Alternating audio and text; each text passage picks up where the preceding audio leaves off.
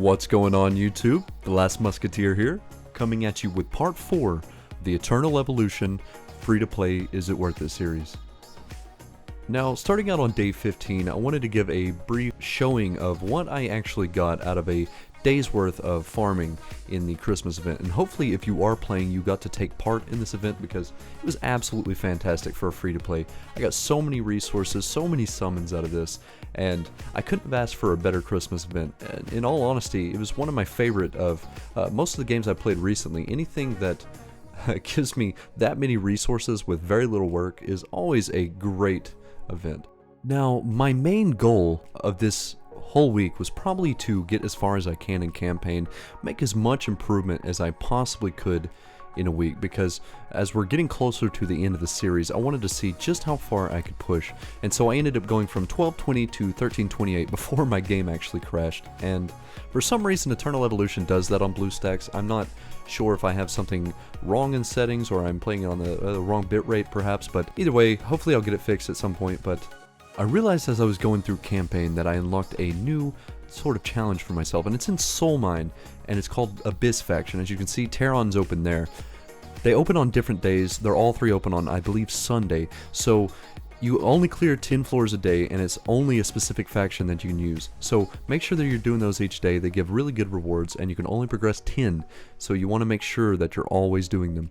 I'm doing a few summons here that I have here and there. I ended up pulling a dupe of Carmal, so it was the second dupe that I needed to actually progress him. And it's been a while since he's been progressed, because once you get to that rank, it is very slow going. 2 copies of a single unit is decently hard, so it's good to see him get some much needed progression. Now, I know people are probably tired of seeing Wasteland, but the problem is the progression ramp up for it is very good for testing just how well my heroes are doing in the current sense. So going in and being able to see just how well they perform and how well they survive against the constantly progressing enemies is a good gauge for what I need to do going forward. So I finish up some more campaign, get to 1420, another good milestone. I'm trying to do some each day. It's starting to get a lot harder, I will say, so I'm having to be careful with what I do. Now, this Galactic Treasure event is also really nice because as long as you're doing your arenas per day, you're guaranteed to get that full board wiped out. So that was something I was also very happy about, as long as I didn't have to put way too much effort into something and get good rewards. You know, that's something that always excites me, especially as a free-to-play. It's very much needed. One thing I would like to say, and that I would like to see a change of in the limited summon pool, is that every 10, I think they should guarantee you an immortal hero. Obviously not the elites, not the triple S hero, but at least an immortal hero, because limited summons, especially for free-to-play, are few and far between outside of events, so just seeing blue and green all the time doesn't really excite me. All that hard work just feels like it was wasted. Yeah, I know I'm getting closer to the pity, and I do pull him off pity here, so I do get Daniel, but all those summons before that just to get like one immortal hero, that just seems almost like a waste. It's a letdown for me, but I would just love to see them implement some type of better reward system, at least for the limited summons. Now, as we're leveling him up, I use the Gene Hybrid to get him a little further. I want to try to maximize him. We're going to leave Xena on the back burner for now, because she's in a good spot. But while I'm letting this next day start to play in the background, I need to talk about gear, and I need to really discuss it, because this is the most important aspect you're going to go through in the game. I have done quite a bit of runs on especially Disa Caves to try to get as much gear as I can. Here's the main problem when it comes to gear. I may have pulled a bunch of red gear, and some of them may be for something like a crit set or attack speed set, both really good for your attack heroes. But the complication with it is, let's take a pair of gloves for a crit set, for instance. So it may roll crit damage as the base stat, so the more you level it, the more crit damage you get, which is fantastic, but it may have horrible substats. So let's say, for instance, it rolls HP percentage or flat defense or crit damage reduction. That doesn't do anything for a majority of the people I'm using it for. I don't necessarily need crit damage base if I'm going to have horrible substats, because more than likely if I'm putting defensive substats on a hero, it's because I need that hero to tank as much damage as possible. He's not really going to benefit that much from crit damage. Yeah, if you have one that's defense based damage dealing, then you know that could be a decent thing because he's going to be in the front line a lot most likely, and so in a way that helps him. But my main focus is getting as much damage as possible for my damage dealer so I can progress. The less that the rest of my heroes have to tank, the further I can progress. You see, it all falls down to not only getting the precise pieces you need, but getting the precise substats and base stats on them. Which means farming overall is just going to take forever. So you're really going to have to put a focus on trying to get as much gear. And there is a decent amount of events that give you a lot of gear. You're just going to have to put probably 70% of your time into that, while 30% goes to everything else if you want to keep a steady progression. So outside of the rant, I end up pulling Crete from the Galactic event, which is great. I'm not sure when I'll end up using him. I'll probably work on him later on. He seems like a pretty decent hero, but I complete stage 1440 of campaign, get another upgrade on Daniel.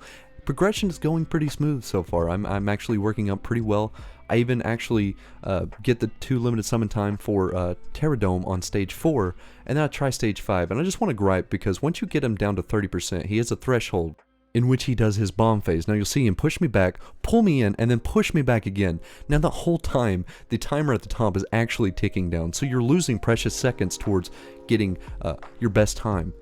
It's very annoying to deal with. Obviously I wouldn't have got it anyway because it still took me a long time to take out the bombs, and there's like a 3-second delay in between him coming back after the bombs too, so they're just taking away so much of your time, and time is precious when you're trying to get to the 130 mark to get the limited summons. Now, I need to try to beat stage 6 of this because you can start getting the yellow rarity of your artifacts. Now, for the summon, I ended up pulling Serena, and she's an extremely useful support hero, not only for heals, but also for the defense up she provides for the team, so be very useful going forward, so I'm trying to focus on her over the others.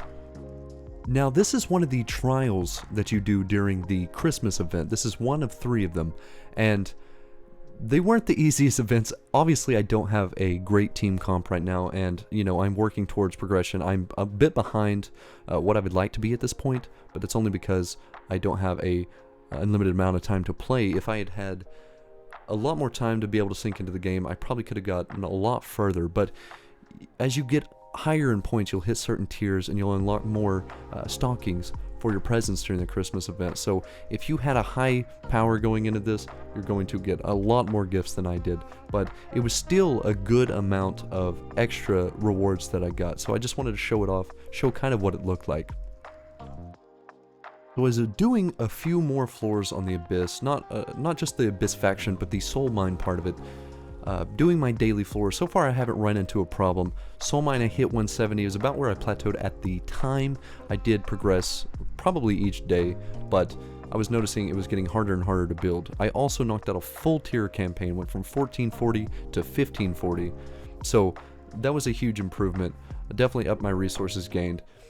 And then I also wanted to speak on Ancient Altar some more, because as you're going through, even if you score, you know, barely any damage, if you're going up the higher tier, you're still getting better rewards. So it's probably better just to do the higher tier and not do much damage than complete a former tier to actually get the overall rewards from it. Now, that's not to say don't complete the easy and normal, whatever difficulties. I don't know if you do it a full completion once, if it carries over every time, because at the end of the reset you actually get rewards from that. It's something I'll have to look into a little more, but just make sure you're doing these at the highest progression possible so that you can maximize your rewards, even if you're not doing any damage. So I actually ended up losing this campaign battle. 16-12 is actually my very first loss in campaign. So now I know where I'm plateauing at, and I need to make a decent amount of progression towards my character's gear to actually move forward, because resources are not all that prevalent right now, so my main focus is gear. That's my best way a majority of the time to level up, and I did use some 24-hour tokens that I've got from the event to level up. Also a big upgrade, the Horn of Healing Divine prototype. So I ended up getting this. This was one of the special ones on the wheel, probably the most rare one, if not the skin, I'm not sure, but ended up getting that. Is going to help my support tremendously because their heal goes up exponentially. So my sustain overall is now quite a bit better. I also get 2 copies of Karma, use it to level him up. I'm 3 of the tally marks or upgrades away from getting him to the max form. So really right now I'm cleaning up a little bit of the space, trying to upgrade as many heroes as I can, and Hercules is one that I really want to get up because he so far seems like a really good tank, though I haven't got many copies of him. So overall I'll probably change the wish list in my summons to try to get more of him. Anything I can do to upgrade my supports, my tanks, is imperative right now because Ada is just not that great of a tank. I use her in situations because she has the stun, but she just dies way too quickly. She does not have the sustain she needs, so Hercules would be a huge upgrade. Now it's actually imperative that I discuss this because in the class technology section of the guild, you can use this to upgrade your overall stats for each certain class of hero. So I used it for Hunter because Azina has been my strongest so far, so I put in some extra crit damage and attack for her to boost her stats as much as possible. Now I don't know exactly where to get these chips for the class technology. I got that during one of the Christmas events, so overall I'm going to have to do a little more exploring, figure out where that comes from, because that's going to be a massive boost overall for my team. I don't know if it's going to be clan related activities per se, but as I find out more about that I will let you know. And this is actually where I ended on Soul Mine. Lost floor 200, feels bad because it was a big milestone going into the next section. So here we are, day 20, showing a bit more of the summons. Now, I had 130, so I decided, you know, it's probably not the best idea, but I went ahead and bought one of the Daniels for 120. It felt a little rough to pull it because that's 40 extra than I would like to spend, but I did it anyway because I wanted to try to see how much progression I could get for him in 1 week. And I actually go into Soul Mine here to try to beat 200, and I end up beating it. And all I did was swap out Oisa, my tank, for another healer. Now I had Artis do all the tanking, and he actually did a better job overall. He probably has higher defense based on the gear I have him in currently, but Oisa still feels like lackluster compared to someone like Hercules, who, even though he's lower level, has actually done a better job for me than she has. Now going into Ancient Altar also, this was the reset, and that's what I was talking about as the amount of gear and items that you get every reset based on your progression. So make sure you're doing as much as possible. Try to complete a full clear of Novice, Easy, Normal, whatever you're on, and that way it'll carry over. It should carry over, I believe. But then you'll get a lot more rewards at the end of it. So progression is obviously key.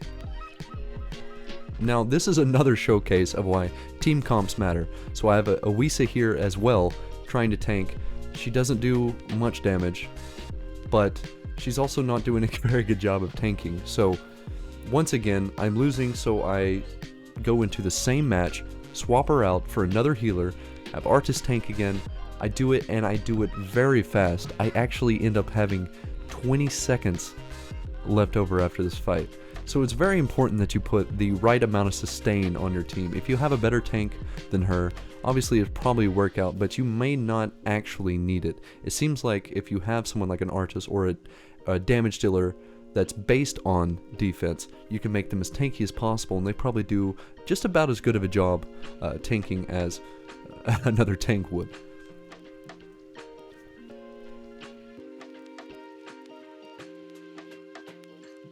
I should also mention that I used manual here because I noticed that Xena was attacking the right spider instead of the actual boss spider, so I was losing out on a lot of damage and a lot of clear time, so pay attention to that. The AI doesn't always know exactly what it should do, but I hit tier 500 from the Christmas event, got the clone for Daniel, upgraded him, unlocked his exclusive equipment, which is a huge boost to him, did a 10 pull with what I had gotten from the events, pulled another Daniel. Do keep in mind, I'm not sure how lucky I was overall in the pulls, but results may vary as far as it goes. But as you can see, in 1 week of working on a single SSS hero, I ended up getting him all the way almost to the white rarity, which is absolutely awesome for a free-to-play. I didn't even have to put all that much work in to get him to that point. Now, it was a good event. I'm not going to guarantee that I would have done as well if it hadn't been for the Christmas event, but that does show that they've actually put a little bit more thought into how they reward people. Now, over time I realized I hadn't talked about Arena all that much, and I think I should at least take this time to talk about it and Galactic Arena. However, the Summit Arena hasn't been unlocked for me yet, so as I get to that point, hopefully in the next week, I'll be able to talk about that and discuss what I think of that. But the great thing about Arena is, normally, in most cases, if you want to refresh the list of people you can fight, it normally costs tokens. This is all free.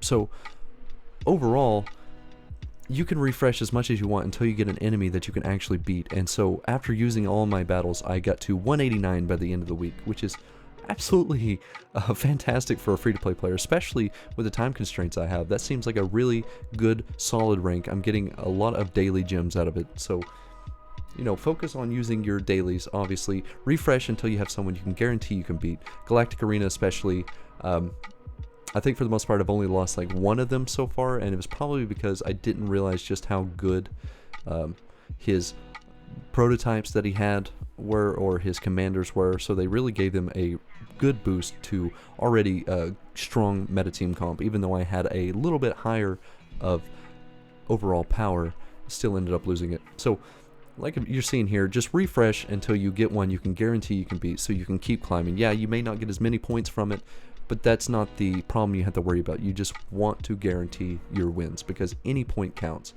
especially because the higher ranked you go, you're going to see the power climb tremendously, and you're going to be a little overwhelmed overall. So I'm doing well in mine. I'm in Diamond on Galactic Arena. I'm under rank 200 on the other. That's fantastic. Get the 210 soul mine, which is like 60 floors up from where I was. I'm on floor 31 of each of the faction specific ones, and I apologize if you hear like this little bell ringing. It's my cat, won't leave me alone, so I apologize for that. But on the spider, I do make an extra floor progression, get my first red ranking commander. Now do keep in mind I'm only using the color system because it's easier to remember than saying like mythic, divine, epic, whatever it may be, because it's easier to see the color and remember the rank than actually saying what the rank is. Now, this one I am way under the actual preferred power. As you can see, I'm almost 300k power under the boss. And yet, with the right team comp, the right setup, and the right amount of damage, I'm able to actually get this done. Now, Artist does die, and I was worried. I was like, no, I'm so close.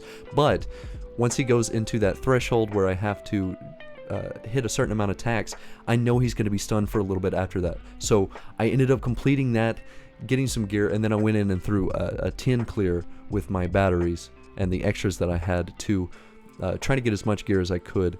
So I ended up getting a few pieces of white gear, only 3 pieces off this, 2 of them being crit sets and 1 of them the attack speed, so that's cool. Overall, they didn't get the greatest substats, so that's a bit unfortunate, but it might be an actual upgrade because of the quality of them. So overall, you know, we made some absolutely massive improvements. So the access to farmable white tier upgrades is going to be a big focal point of my next week, and Xena's my highest right now, 114k, doesn't even have good gear on her. I need her an attack speed set, but I haven't got any good drops for it yet, so she's sitting in some placeholder gear. Carmel almost 100k, also doesn't have good gear on. Artis doesn't have good gear on. You're seeing a pattern here. I'm really in desperate need of gear, and so that means going forward into the next week, I've got a good idea of what kind of progression I need to make. So I'm going to be working on some new heroes, trying to get Taylor up, of course. He's got a really nice damage kit, so he can potentially help me push out these bosses a lot easier. But with that being said, guys, we're going to bring this video to an end. This has been The Last Musketeer, and I'll see you in the next one. Peace.